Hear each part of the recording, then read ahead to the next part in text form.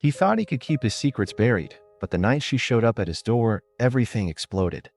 A husband, his wife, and the woman he swore was only a friend. By morning, two people would be dead, and a quiet town would never sleep the same again. What started as an online flirtation became a chain reaction of lies, obsession, and murder. This is the true story of how love turned into a killing ground. Stay with us till the very end, because the final twist will leave you breathless. Welcome to True Crime's Altar, where every sin is punished, every betrayal has a cost, and every soul must answer to the truth. Like, comment, and subscribe, because these are the stories the guilty prayed would stay buried. Cypress Grove, Alabama, woke slow in the mornings, the town draped in fog and the smell of pine tar drifting from the old mill by the river.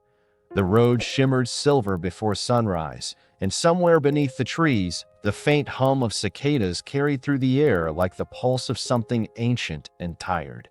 Darius Holden liked those early hours, the kind that belonged to nobody yet. He'd drive before dawn, his headlights cutting through mist, the hum of his old truck steady as breathing. He was the kind of man people described as quiet but dependable, the one who always looked like he'd already figured things out before speaking.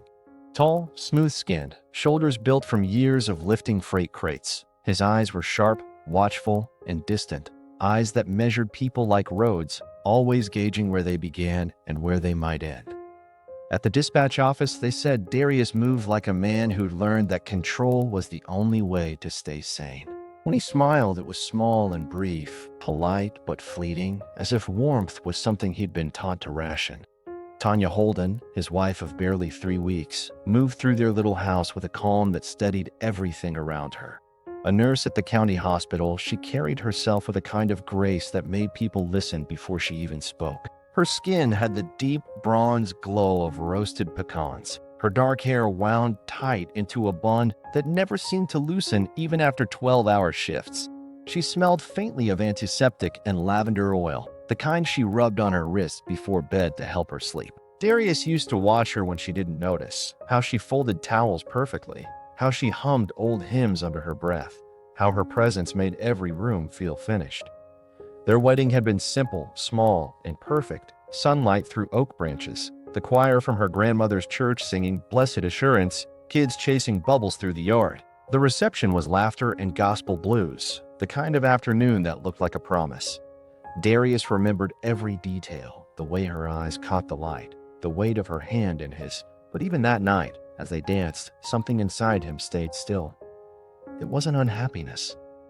It was the quiet sense that joy for him was always temporary. He told himself that marriage would fix that feeling, that Tanya's steadiness would silence the restless pulse inside him.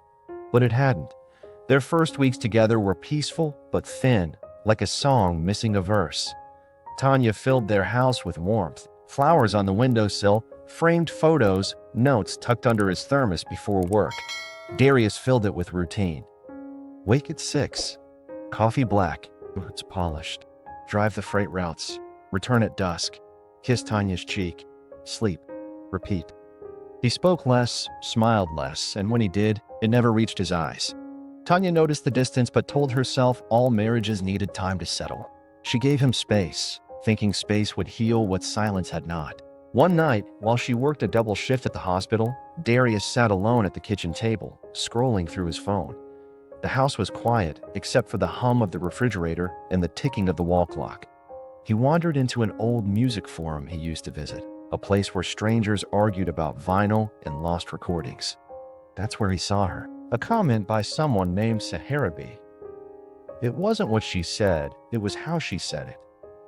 Most folks listen to the voice, she wrote, but I listen to the air between the notes. That's where the truth sits. Something about that line made Darius pause. He read it twice. Then he typed a reply, "Then you probably hear a lot the rest of us miss." Seconds later, a notification blinked. Her response came almost immediately, only when people want to be heard. He should have stopped there, but he didn't. It was 11:47 p.m., and the night was heavy with that kind of stillness that makes bad decisions sound like comfort. He typed again. They talked for hours, nothing serious, just music, small jokes, favorite records. Yet her rhythm drew him. It was easy, warm, disarming. By the time they said goodnight, the clock had pushed past 1 in the morning. Darius turned off the phone but sat staring at the dark screen, his reflection faint in the glass, feeling something he hadn't in a long time: anticipation. The next morning, he tried to ignore it. He told himself it was nothing. But at lunch, he checked the forum again. Another post from Sahara. A photo of a vinyl sleeve with the caption, "This one saved my weekend." He replied without thinking, and the exchange began again.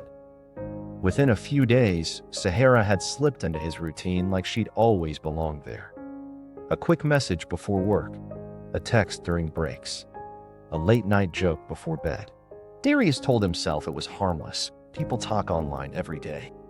Still, when Tanya came home one night, humming softly, and asked why he was smiling, he couldn't explain. Sahara asked questions that felt too close. "You ever feel unseen? What do you want, really? What's something you never tell anyone?" He answered them all. She had a way of asking like she already knew the answers. When she wrote, "You sound like a man who never rests," he replied, "Sometimes I don't know how."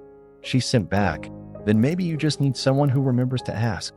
That night, as Tanya slept beside him, breathing slow and steady, Darius lay awake staring at the ceiling, his mind alive with the sound of Sahara's words.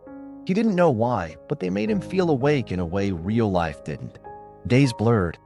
He started thinking of Sahara in moments that had nothing to do with her, while driving, eating, waiting at stoplights. She sent him a picture once, just her hand around a coffee mug, a city skyline faint in the reflection of the window.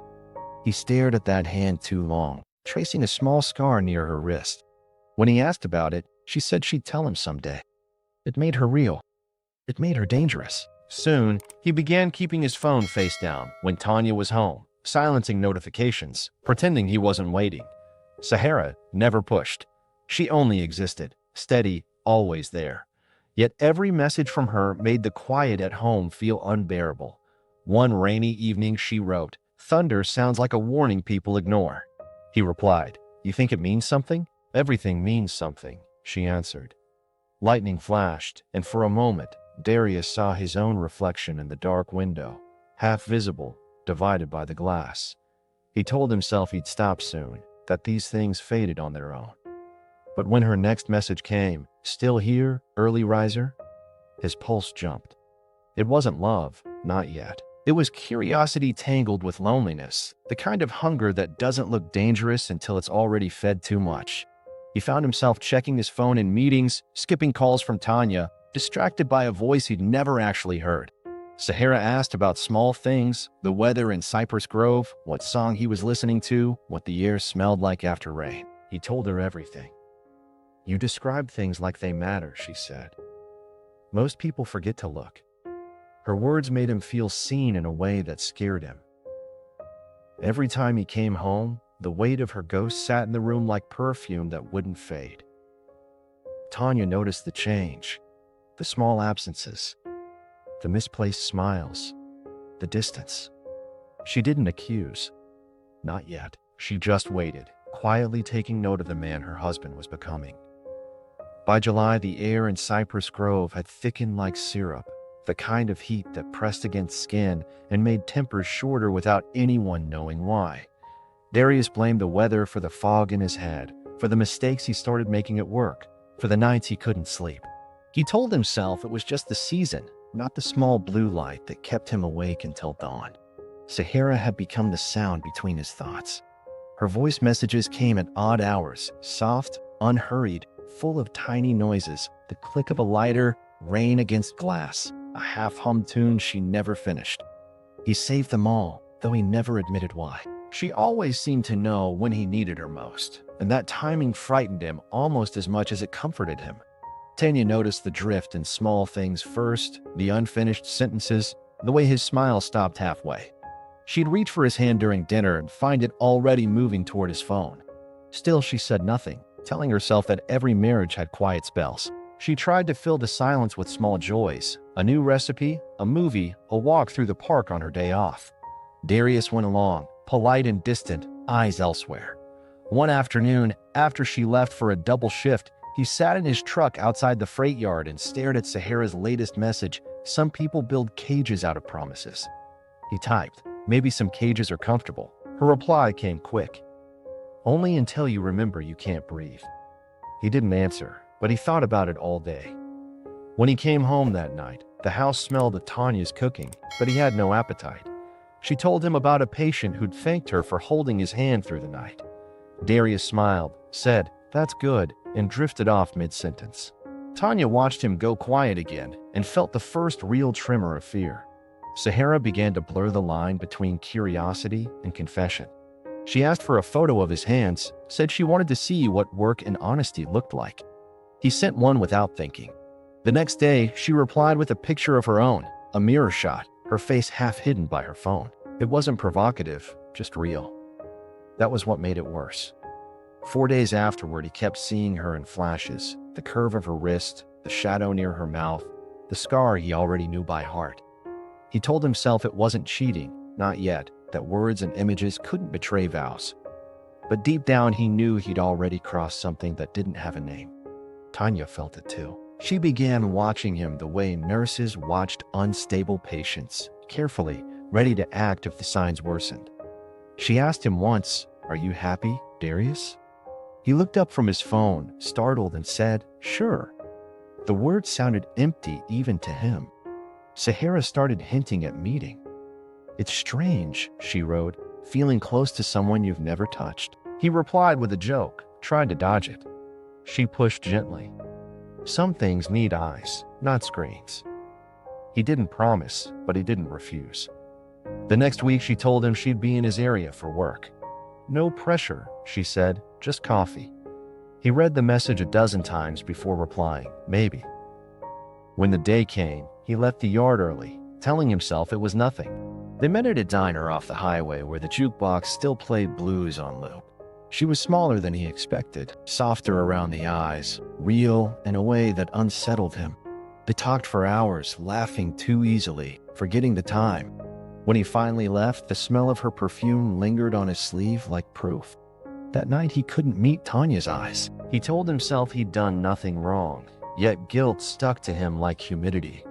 Over the next day, Sahara became bold, calling during lunch, sending photos of city lights, voice notes that sounded like secrets. Tanya began to notice he lingered outside after work, phone hidden behind his back. Once, when she asked what he was reading, he said, "Just work messages," too quickly. Her heart sank. Late one night, after another shift, she stood in the doorway watching him scroll. The light from the screen cut across his face, and for the first time she saw a stranger wearing her husband's skin. She went to bed without speaking. Darius stayed up until the battery died. Sahara's tone changed after that. She became possessive in small, clever ways, asking if he missed her, if Tanya still slept close, if he thought about what it might be like if things were different. He didn't answer, but his silence told her everything. When he took longer to reply, she sent shorter messages, colder ones. Then one night, as thunder rolled outside, she called.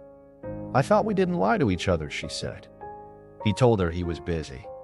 "It's never a good time until it's too late." The line went dead. He stared at the phone until the rain stopped. At breakfast, Tanya asked if he was feeling sick. He said no, just tired. She nodded, smiled faintly, but her eyes were heavy with understanding. By October, mornings came cool and sharp, carrying the smell of burning leaves from the fields. Inside the Holden house, everything looked the same, but the air felt charged, waiting for something. Tanya went to work, came home, moved through routines like muscle memory. Every time her phone buzzed, she hoped it was him saying what she already knew. One evening, she found it without asking. His jacket lay on the couch, phone in the pocket. The screen lit when she brushed against it, messages stacked in a row, each one small but unmistakable. The rhythm of the words hit her harder than their meaning. She sat down slowly, the refrigerator humming behind her, and read until her hands shook. When Darius came in, rain on his shoulders, he froze at the sight of her face. She looked up at him, eyes wet but steady. "How long?" she asked. He opened his mouth, closed it, tried again. "It wasn't supposed to be anything." "But it is," she said. The silence that followed felt like years. For the next few days, they moved around each other like ghosts, saying only what had to be said. Darius told himself he'd end it, rehearsed the words. When he finally called Sahara, she answered on the first ring, voice low, almost relieved. "We need to stop," he said. "Stop what?" "Talking." "Everything. You told me once you don't like endings," she whispered. "Neither do I." He hung up, chest tight. That night he lay awake, heart pounding. At dawn, a soft knock broke the quiet. He thought he was dreaming. When he opened the door, Sahara stood on the porch, hair damp, eyes wild. He hadn't told her where he lived. "I drove all night," she said. "We should talk." He stepped aside before his mind caught up. Tanya, half asleep, heard voices and came down the hall in her robe. The sight stopped her cold. Her husband, and the woman she'd only seen in imagination, standing in the same room. "You said she didn't exist," Tanya said, voice trembling.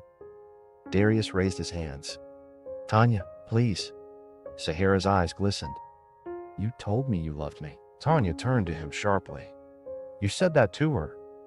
"Just stop," he said, voice cracking. "I never wanted this." Sahara's voice rose. "You brought me here."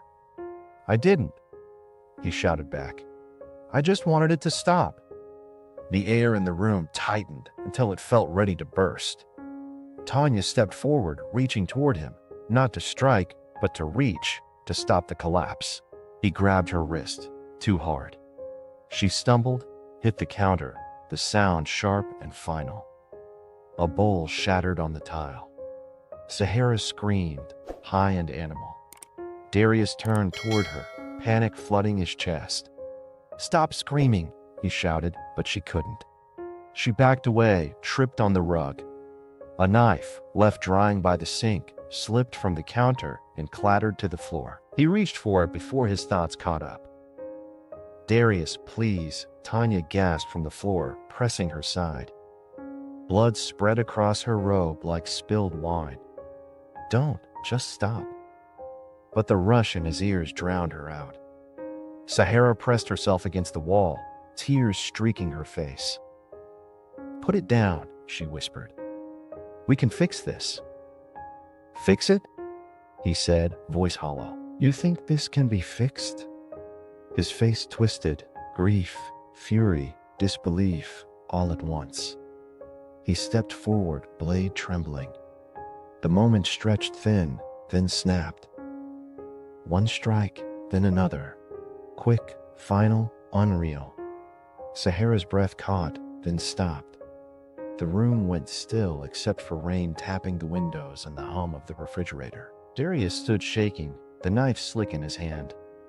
Tanya's eyes fluttered open one last time, lips parting as if to speak, but no sound came. He knelt beside her, touched her cheek with shaking fingers. "I just wanted it to stop," he whispered. The words fell into the quiet like confession. When the police arrived before sunrise, the porch lights still burned. The kitchen smelled of coffee, rain, and blood. Darius sat on the steps, soaked and silent, staring into the yard as if the answer to everything were written there. Sirens broke the quiet before sunrise, their echoes running along Dewberry Lane until they reached the Holden house with its porch light still burning. Cypress Grove was a town that slept deep, but the sound of police tires on wet gravel pulled neighbors to their windows. When Detective Warren Briggs arrived, the rain had stopped, and mist hung low over the river. The air smelled of pine and something metallic that didn't belong. A deputy met him at the gate, face pale, voice low. "It's bad, Detective." Inside, the house was still except for the hum of the refrigerator and the whisper of dripping rain through the open door. Two bodies lay where the paramedics had given up. Darius Holden sat on the back steps, his hands slack in his lap, shirt soaked, eyes hollow. Briggs had seen men like him before, men whose rage burned too fast to leave a trace. "Mr. Holden," he said quietly, "can you tell me what happened here tonight?" Darius blinked slowly, as if waking from a dream. "It just went wrong," he murmured. "Everything went wrong at once." Briggs studied him for a long moment, then nodded toward the deputies. "Let's take him in." At dawn, the first news vans rolled up, their antennas rising against the gray sky. Tanya's co-workers from the hospital gathered at the corner, whispering through tears. Reporters scribbled details that would become headlines before noon. Inside, Briggs moved through the kitchen methodically. The broken bowl, the overturned chair, the phone buzzing with unread messages, the coffee mug half full, all fragments of a life interrupted. Upstairs, the bed was neatly made, the air faintly scented with lavender. On the dresser sat a wedding photo, the bride's laughter frozen in sunlight. Briggs paused before it, the weight of the room pressing on him. At the station, Darius sat in a metal chair, wrapped in a gray blanket, staring at nothing. His hands trembled, the skin raw around his knuckles. Briggs set a cup of coffee in front of him, untouched. "You want to talk?" he asked. Darius's voice was hoarse. "They just kept talking, and I wanted it to stop. I didn't mean for it to go that far." "But it did," Briggs said, "and now they're both gone." Darius looked up, eyes red, distant. "I kept thinking I could fix it," he whispered. "Every time I tried, it got worse." Briggs turned on the recorder. "Start from the beginning." What followed wasn't a story so much as fragments of one: how he'd met Sahara online, how the messages turned to calls, how the guilt festered until it swallowed reason. When he finished, the detective clicked the recorder off and leaned back. "You understand what happens next?" Darius nodded slowly. "I guess this is what I earned." By morning, the story had spread beyond the county. Local radio called it the Cypress Grove double tragedy. At the freight yard, Darius's co-workers stood in silence around the time clock, staring at the empty space where he used to stand. At the hospital, nurses placed candles by Tanya's locker.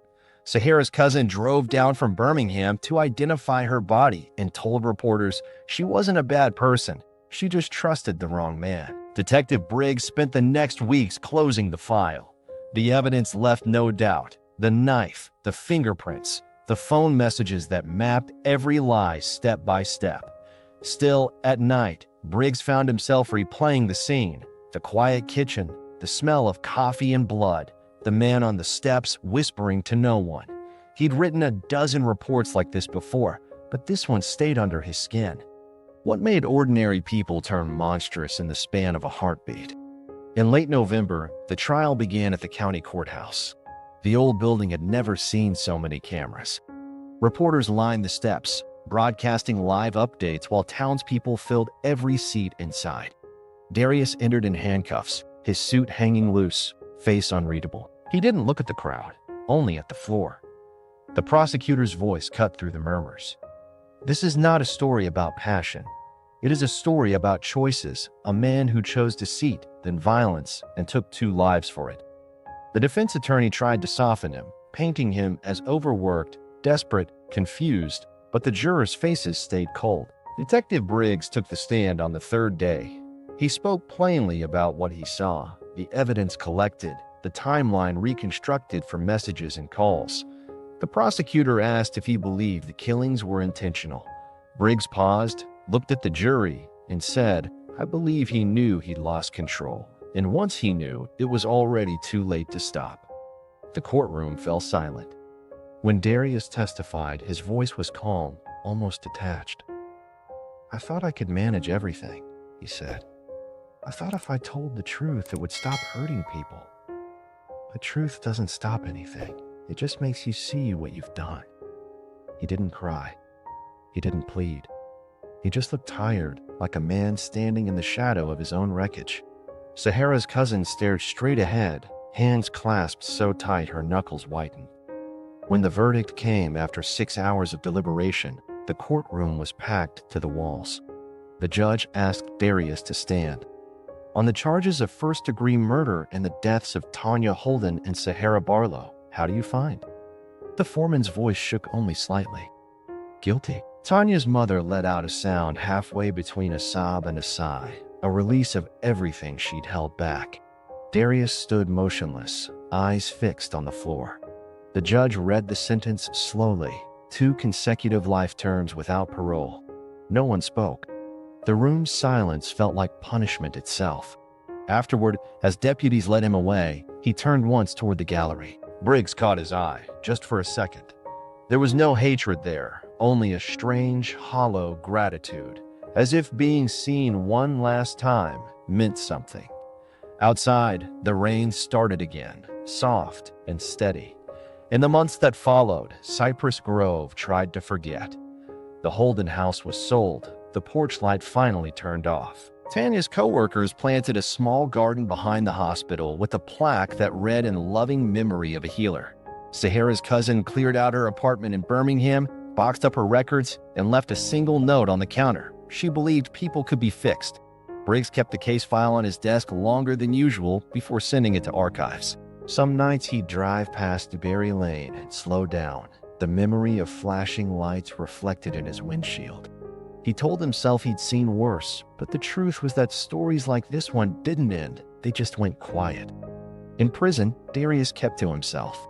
He worked in the library, repaired torn pages, and filled notebooks with lines that never formed full sentences. When other inmates asked what happened, he said, "I stopped listening before it was too late."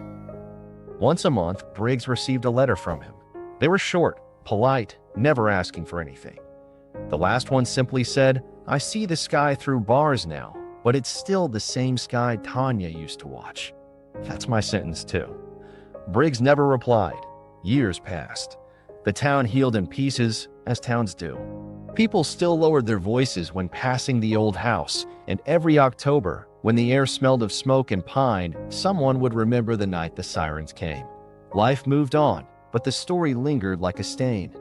It became one of those tales told quietly at the diner. How love turned sideways, how silence became a weapon, how one man's loneliness consumed everyone who tried to touch it.